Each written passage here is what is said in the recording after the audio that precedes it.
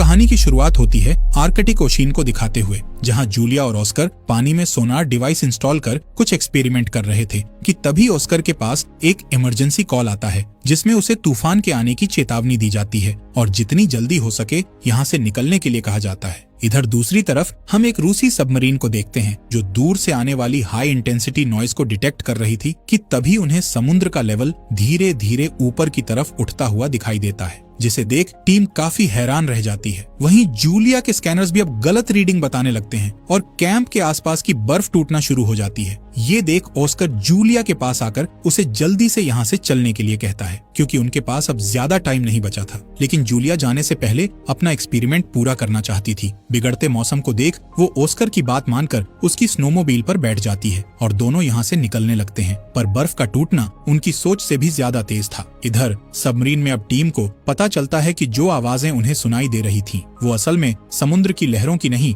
बल्कि किसी बायोलॉजिकल चीज की है, यानी समुद्र में कोई जिंदा जीव मौजूद है। इससे पहले कि टीम कुछ और समझ पाती, अचानक एक विशाल क्रीचर उनकी सबमरीन से टकरा जाता है और सारे इमरजेंसी अलार्म बजना शुरू हो जाते हैं। टीम को ऐसा महसूस होता है जैसे उनकी सबमरीन को क्रीचर ने पकड़ लिया है और वो उसे बेहद तेजी के साथ नीचे खींच रहा है। वहीं दूसरी तरफ हम जूलिया और ऑस्कर को देखते हैं जो किसी तरह अपनी जान बचाकर यहाँ से भागने की कोशिश कर रहे थे क्योंकि उनके पीछे की बर्फ लगातार टूटती जा रही थी कि तभी ऑस्कर की नजर सामने से उठ रहे बर्फ के तूफान पर पड़ती है जो बहुत ही भयानक था। ऑस्कर काफी घबरा जाता है और इसी घबराहट में बैलेंस बिगड़ने की वजह से उसकी स्नोमोबाइल बर्फ की चट्टान से टकराकर ब्लास्ट हो जाती है और उन दोनों को जब तक होश आता है तब तक उनका कैंप भी तूफान की चपेट में आकर तबाह हो चुका होता है। उधर पानी के नीचे लगातार सबमरीन पर हमले हो रहे थे और ये हमले करने वाला कोई और नहीं बल्कि वही विशाल क्रीचर था जिसे रोकने के लिए टीम अब उस पर फायरिंग करना शुरू कर देती है। तब रोशनी में उन्हें क्रीचर के कुछ विशालकाय टेंटिकल दिखाई देते हैं।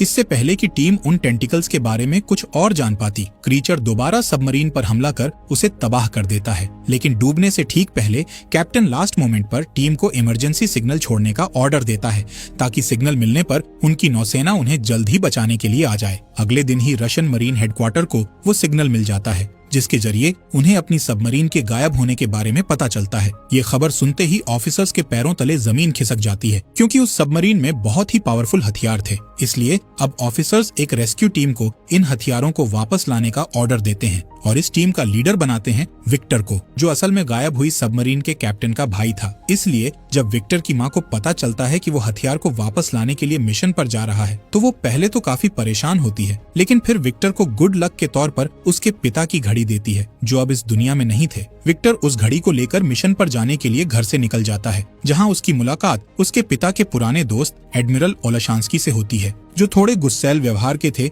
और उन्हें भी हेडक्वार्टर की तरफ से इस मिशन का हिस्सा बनाया गया था। अब विक्टर जैसे ही सबमरीन में एंटर करता है तो यहाँ क्रू के कई मेंबर्स उससे शिकायत करते हुए कहते हैं कि ऐसा भी क्या हो गया जिसके चलते उन्हें छुट्टियां खत्म होने से पहले ही बुला लिया गया। ये सुन विक्टर अभी उन्हें कुछ नहीं बताता। इसके बाद हम जूलिया और ऑस्कर को देखते हैं जो उस बर्फीले तूफान में इधर उधर भटक रहे थे और अब उनकी हिम्मत भी पूरी तरह से टूट चुकी थी क्योंकि इनके पास ना तो खाने के लिए कुछ सामान था और ना ही रहने के लिए कोई जगह थी। इसके अलावा सैटेलाइट फोन में भी सिग्नल नहीं आ रहे थे, पर जूलिया किसी भी हाल में बस यहाँ से निकलना चाहती थी। इसलिए वो सिग्नल ढूंढते ढूंढते एक गहरी खाई के पास पहुंच जाती है और उसमें बस गिरने ही वाली होती है कि तभी ऑस्कर यहाँ आकर उसे बचा लेता है और जूलिया जब फोन चेक करती है तो उसमें अब सिग्नल आ चुके होते हैं। ये देख जूलिया जल्दी से एक ऑयल रिग कंपनी से कांटेक्ट करती है, लेकिन तूफान का शोर इतना ज्यादा था कि कंपनी के मेंबर को जूलिया की एक भी बात समझ नहीं आती और कुछ ही सेकंड्स बाद सिग्नल गायब होने की वजह से कॉल कट हो जाता है। जूलिया और ऑस्कर की हिम्मत अब लगभग खत्म हो चुकी थी,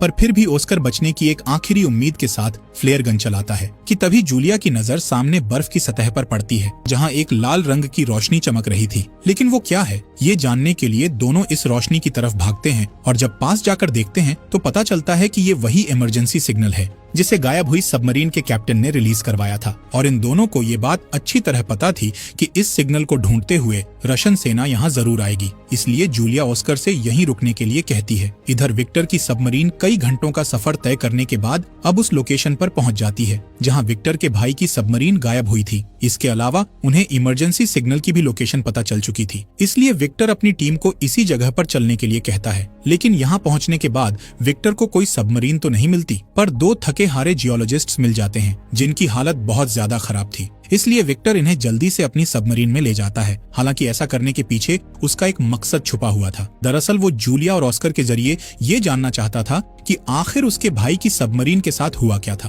और यही बात जब वो जूलिया से पूछता है तो उसके पास भी इस सवाल का कोई जवाब नहीं होता। वो विक्टर से कहती है कि मुझे शुरुआत में ऐसा लगा था कि ये सब हमारे सोनार डिवाइस के विस्फोट की वजह से हुआ है, जिसके चलते समुद्री भूकंप ने दस्तक दी। लेकिन जब मैंने अपने इक्विपमेंट्स चेक किए तो उस दिन किसी भी डिवाइस ने भूकंप को रिकॉर्ड ही नहीं किया था। ये देख जूलिया को यकीन हो गया कि इतनी भयानक हलचल भूकंप पैदा नहीं कर सकता है, बल्कि ये काम किसी समुद्री क्रीचर का है। ये सुनते ही विक्टर को पिछले दिन हुई एक रहस्यमयी घटना याद आ जाती है। दरअसल जब ये लोग आर्कटिक सर्कल में दाखिल होने वाले थे, तभी इनके राडार ने एक अजीब सिग्नल पकड़ा, जो असल में व्हेल मछलियों का झुंड था। और ये झुंड बार बार उनकी सबमरीन से टकरा रहा था, जैसे जानबूझकर विक्टर को आगे बढ़ने से रोकना चाह रहा हो। पर एडमिरल ओलेशांस्की इन्हें दूर भगाने के लिए लो फ्रीक्वेंसी सिग्नल रिलीज करने का ऑर्डर देता है। हालांकि विक्टर ऐसा करने से मना करता है, क्योंकि इससे व्हेल मछलियों को नुकसान हो सकता था। पर एडमिरल ओलेशांस्की उसकी एक नहीं सुनता। लो फ्रीक्वेंसी के ऑन होते ही सभी मछलियां दूर भाग जाती हैं, लेकिन फिर दोबारा वापस आ जाती हैं। ये देख टीम मेंबर्स हैरान रह जाते हैं कि तभी उन्हें समुद्र की गहराई से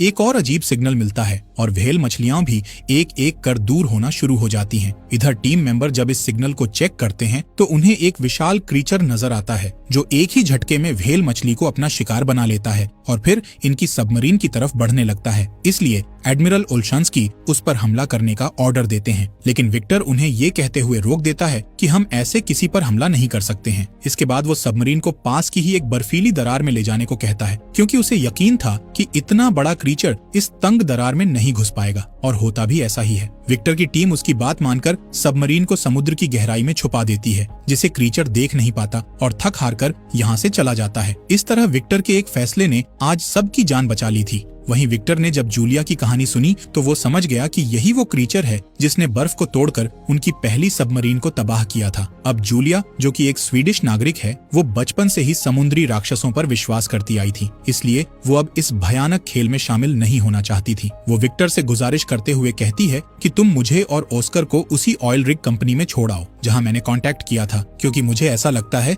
कि ये क्रीचर वहाँ नहीं पहुँच पाएगा। जूलिया की बात सुनकर जब विक्टर कंपनी की लोकेशन चेक करता है तो पता चलता है कि वो यहाँ से ज्यादा दूर नहीं है, इसलिए वो इन दोनों को वहाँ छोड़ने के लिए निकल पड़ता है। लेकिन रास्ते में एक बार फिर टीम अपनी स्क्रीन पर उसी अजीब सिग्नल को नोटिस करती है, पर ये नहीं देख पाती कि वो क्रीचर अब मिट्टी के नीचे से धीरे धीरे उनकी तरफ बढ़ रहा है। जैसे ही ये लोग रिग कंपनी के करीब पहुंचकर वहाँ के इंचार्ज से कांटेक्ट करने ही वाले होते हैं, तभी समुद्र में हलचल होना शुरू हो जाती है। तेज लहरों के साथ पानी के अंदर से कई विशालकाय टेंटिकल्स बाहर निकलते हैं और मजबूत स्टील रिग कंपनी को पल भर में तबाह कर देते हैं। इधर विक्टर टेलीस्कोप के जरिए जब बाहर का नजारा देखता है तो उसे क्रीचर का असली रूप नजर आता है, जो कि असल में एक बहुत बड़ा ऑक्टोपस था। उसका चेहरा देखने के बाद टीम के सभी लोग हैरान रह जाते हैं, पर इससे पहले कि वो कुछ समझ पाते, कंपनी पूरी तरह समुद्र में समा जाती है। इसलिए अब विक्टर की टीम के पास यहाँ से भागने के अलावा कोई दूसरा रास्ता नहीं बचता, जबकि ऑक्टोपस रिग को बर्बाद करने के बाद उनकी सबमरीन की तरफ बढ़ता है। ये देख एडमिरल ओलेशांस्की गुस्से में कमान अपने हाथ में ले लेता है और टीम को 2 टॉर्पीडो फायर करने का ऑर्डर देता है, लेकिन कोई फायदा नहीं होता, क्योंकि ऑक्टोपस अभी भी जिंदा था, जो हमले की वजह से अब और भी ज्यादा गुस्से में आ गया था। वो तेजी से इनकी सबमरीन की ओर बढ़ने लगता है। ये देख एडमिरल ओलेशांस्की काफी डर जाते हैं और कमान दोबारा विक्टर को सौंप देते हैं। कमान हाथ में आते ही विक्टर फौरन सबमरीन को दूसरी दिशा में मोड़ने का आदेश देता है। इस तरह ये ऑक्टोपस के हमले से तो बच जाते हैं, लेकिन एक टेंटिकल इनकी सबमरीन से टकरा जाता है, जिस वजह से सबमरीन के पार्ट्स डैमेज हो जाते हैं और वो समुद्र में डूबने लगती है। इसके बाद हम देखते हैं कि ऑक्टोपस ने इन पर दोबारा हमला कर दिया है, जिसके चलते अब टॉर्पीडो रूम में भी आग लग गई है और फिर उसमें करीब 7 लोग फंस जाते हैं कि तभी ऑक्टोपस एक और हमला कर सबमरीन को नीचे डुबाने की कोशिश करने लगता है और इन्हें चारों तरफ से घेर लेता है। ये देख विक्टर सभी टीम मेंबर्स को साइलेंट मोड में रहने के लिए कहता है, क्योंकि समुद्री जीव अक्सर आवाज से अट्रैक्ट होते हैं। इसलिए विक्टर सभी को शांत रहने का ऑर्डर देता है और आग बुझाने के काम को भी रुकवा देता है, जिस वजह से टॉर्पीडो रूम में कार्बन मोनोक्साइड बढ़ने लगती है। लेकिन विक्टर का प्लान कामयाब हो जाता है। क्रैकन को जब कोई आवाज सुनाई नहीं देती तो वो वहाँ से चला जाता है है और उसके जाते ही टॉर्पीडो रूम में से घायल लोगों को बाहर निकालकर उनका इलाज शुरू किया जाता है, जिसमें ऑस्कर और जूलिया भी विक्टर की हेल्प करते हैं और क्रू का भरोसा जीत लेते हैं। बाद में जूलिया विक्टर को क्रैकन के बारे में बताते हुए कहती है कि कहानियों के अनुसार क्रैकन सालों तक सोते हैं, पर जूलिया के धमाकों ने शायद उसे गहरी नींद से जगा दिया है, इसलिए वो अब इन लोगों से बदला लेना चाहता है। अगर हमें जिंदा रहना है तो सोनार को बंद करना होगा। इसके आगे वो ये भी बताती है कि ऑक्टोपस शिकार करने के बाद उसे गुफा में खींच कर ले जाते हैं, जिसका मतलब ये था कि विक्टर के भाई की सबमरीन भी जूलिया के पुराने कैंप के पास ही होनी चाहिए। अभी ये लोग बात कर ही रहे थे कि तभी एक ऑफिसर को साइलेंट मोड के दौरान की गई एक रिकॉर्डिंग से एक अजीब सिग्नल की आवाज आती है, जो जूलिया के कैंप की लोकेशन से ही आ रही थी। विक्टर अब अपने क्रू को समझाता है और अपने भाई और बाकी लोगों को बचाने के लिए उस खतरनाक जगह पर जाने का फैसला करता है, जबकि कुछ क्रू मेंबर्स उसकी बात से सहमत नहीं होते, क्योंकि उनका कहना था कि उनके हथियार उस भयानक ऑक्टोपस का सामना नहीं कर सकते हैं, इसलिए उन्हें जितना जल्दी हो सके यहाँ से चले जाना चाहिए। लेकिन विक्टर कैप्टन होने के नाते अपनी जिम्मेदारी निभाना चाहता था, इसलिए क्रू मेंबर्स के राजी न होने के बाद भी वो सबमरीन को ढूंढने के लिए निकल जाता है, जिसके बाद क्रू मेंबर्स को भी ना चाहते हुए उसका साथ देना पड़ता है। अब ये लोग एक बेहद ही खतरनाक खाई के पास पहुंचते हैं, जिसके अंदर उतरने के लिए विक्टर एक मिनी सबमरीन का इस्तेमाल करता है और अपने साथ 2 ऑफिसर्स को भी ले जाता है, जहां नीचे खाई में उन्हें सैकड़ों डूबे हुए जहाज मिलते हैं। यानी जूलिया ने जो क्रैकन की कहानी सुनाई थी वो झूठ नहीं बल्कि सच थी। इसी दौरान इन लोगों को विक्टर के भाई की भी सबमरीन मिल जाती है, जिसका अगला हिस्सा थोड़ा सही सलामत था, इसलिए विक्टर इसी हिस्से से अपनी मिनी सबमरीन को जोड़ देता है और जब अंदर जाकर देखता है तो उसे अपना भाई अलेक्जेंडर और उसका क्रू नजर आता है, जो अब भी जिंदा थे। अपने भाई को जिंदा देख विक्टर को बहुत ज्यादा खुशी होती है और साथ ही हैरानी भी, क्योंकि इतने दिन क्रैकन से बचकर रहना कोई मामूली बात नहीं थी। यही सवाल जब वो अलेक्जेंडर से करता है,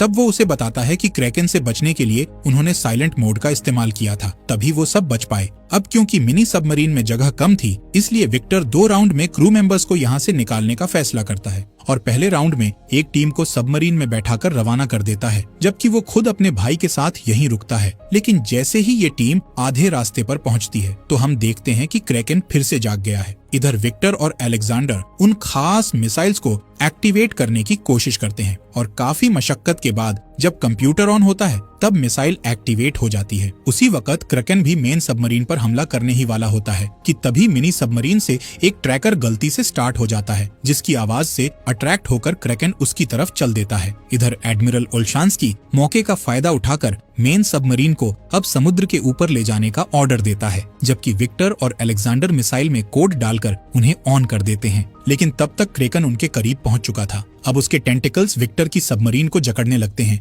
ये देख मरने से पहले दोनों भाई रेडियो के जरिए एक दूसरे से बात करते हैं और अपनी गलतियों के लिए माफी मांगते हैं, लेकिन ये अब भी हिम्मत नहीं हारते और क्रैकन के सबमरीन को तबाह करने से पहले ही एक साथ स्विच दबाकर एक जोरदार ब्लास्ट करते हैं, जिस वजह से क्रैकन आग में झुलसने लगता है और एक रोशनी की किरण आर्कटिक की बर्फ को चीरते हुए आसमान में जाती हुई दिखाई देती है। अब सबमरीन पूरी तरह से डूबने लगती है और उसमें पानी भरना शुरू हो जाता है। ये देख दोनों भाई मिनी सबमरीन की तरफ भागते हैं, लेकिन एक तेज लहर उन्हें अलग कर देती है। विक्टर अलेक्जेंडर का हाथ पकड़कर उसे बचाने की कोशिश करता है और जैसे तैसे उसे लेकर मिनी सबमरीन के अंदर आ जाता है। लेकिन दिक्कत ये थी कि अब मिनी सबमरीन डूब रही जहाज से अलग नहीं हो पा रही थी, जबकि मिसाइल कुछ ही सेकंड में ब्लास्ट होने वाली थी। इस मुश्किल सिचुएशन में अचानक विक्टर को इमरजेंसी लेवर याद आता है। वो पूरी ताकत लगाकर उसे खींचता है, जिसके बाद मिनी सबमरीन ठीक ब्लास्ट से पहले वहां से निकल जाती है। वहीं पानी के बाहर एडमिरल ओल्शांस्की के साथ साथ पूरा क्रू इन दोनों का इंतजार कर रहा था।